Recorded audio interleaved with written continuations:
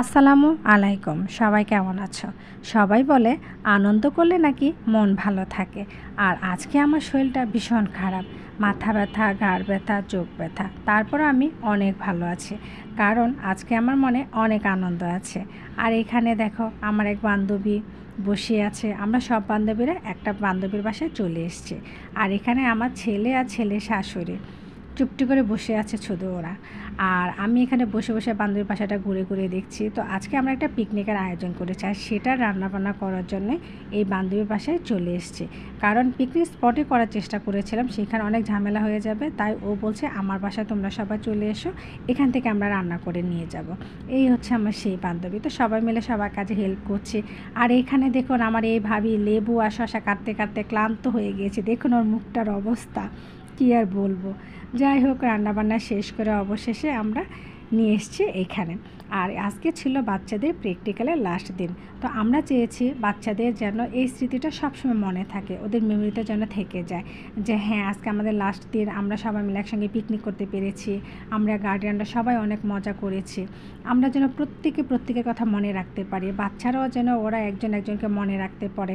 ওদের যখন বয়স হবে, ওরা যখন সংসার জীবন করবে, তখন ওরা ফিল করবে আমাদের প্র্যাকটিক্যালের দিন আমরা এরকম মজা করেছিলাম, আমার এই বান্ধবীটা কোথায় আছে, ওই বান্ধবীটা কোথায় আছে। আমি যখন আরও বৃদ্ধ হয়ে যাব, তখন আমিও আমার বান্ধবীদেরকে খুঁজবো, ওরা কোথায় আছে, কে কতটুকু বুড়ো হয়ে গিয়েছে, তাই না?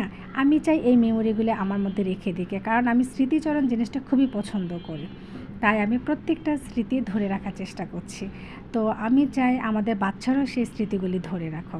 আর এখানে দেখুন ভাবি দাঁড়িয়ে দাঁড়িয়ে সবাইকে বলছে কী কী দিতে হবে, কী কী দিতে হবে না। সবাই অনেক মজা করছি, অনেক আনন্দ করছি।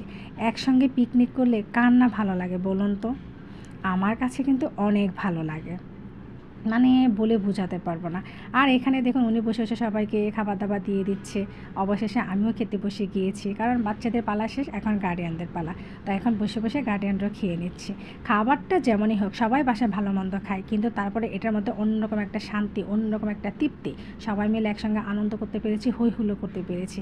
খাবারটা কিছুক্ষণ পরে পেট থেকে চলে যাবে, কিন্তু এই আনন্দটা যত দিন বেঁচে থাকবো তত দিন আমার মাথার মধ্যে থেকে যাবে, আমার মেমোরিতে থেকে যাবে, স্মৃতিচরণ হয়ে। শুধু আমার না, প্রত্যেকটা বান্ধবীরা আমি আশা করি থেকে যাবে, তাই না?